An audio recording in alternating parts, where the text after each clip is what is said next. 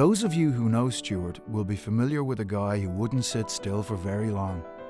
At 24, he had little reason to do so.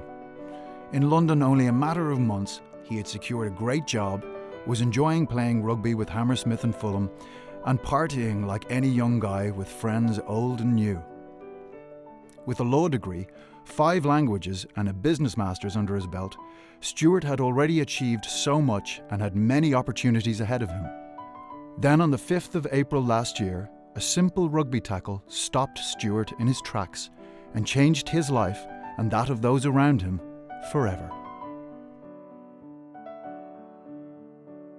I do remember being on the pitch. The moment it happened, there was a ruck about 10 metres forward to my right. One of our guys had taken the ball on and we were attacking their 22, and he was tackled by 2 guys and he was being turned over, the ball was being turned over, so I went in to clear out the ruck. Whatever angle I went in at, I just heard crack, and then shortly afterwards I remember lying down with someone holding my head straight, about 5 or 6 people looking down on top of me, calling my name, and then I remember just going black. That was it.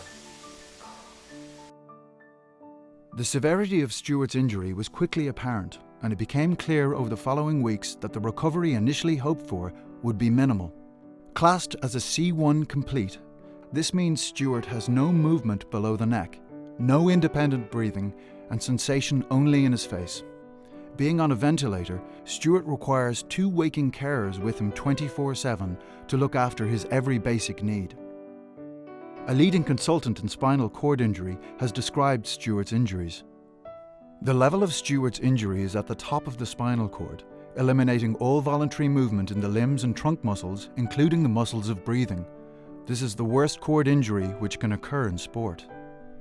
Just that moment when you just wake up, ask myself, could I feel my legs, could I feel my hands? Just that split second afterwards where you just really, just a real down moment in the day where you just realise that they can't move, and you just put your head back on the pillow, as it were.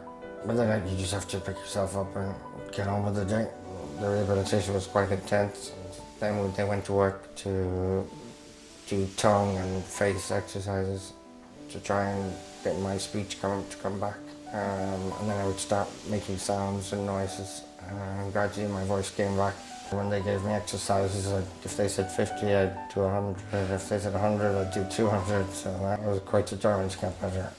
Stuart spent the next 8 months in the spinal unit at the Royal National Orthopaedic Hospital in Stanmore, where a team of medics worked with him to stabilise his body and prepare him for life outside the hospital.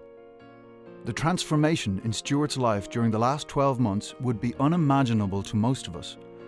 But one thing that has not changed is Stuart's determination to lead a fulfilling and active life, and with the help of those around him, many things are possible. Over time, you see what could be and you keep striving to improve the situation, however drastic it is. Even minor improvements are massive. Even though I am in a wheelchair, I do feel I can have a life and live it to the full, even though it's a different life.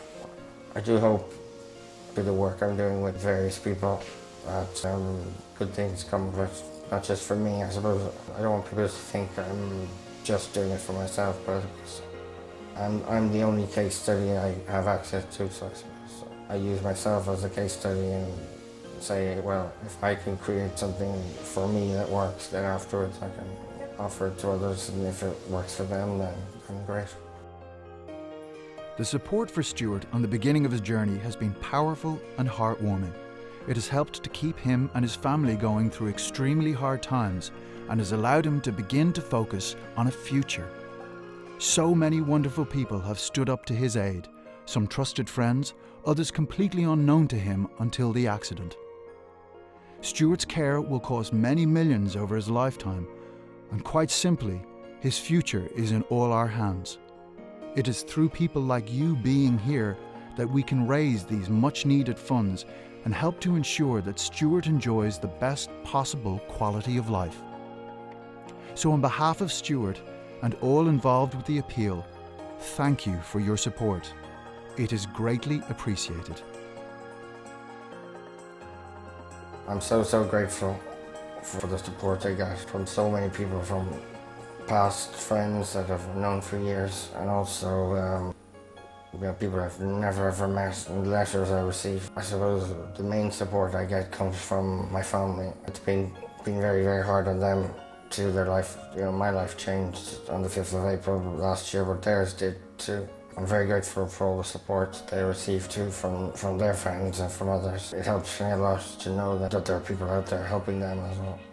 I also feel I can't give up because of the support I get from them and that I've had right from the start. I feel I owe it to myself and to them to show how determined I am that I can get through this and live as normal a life as possible.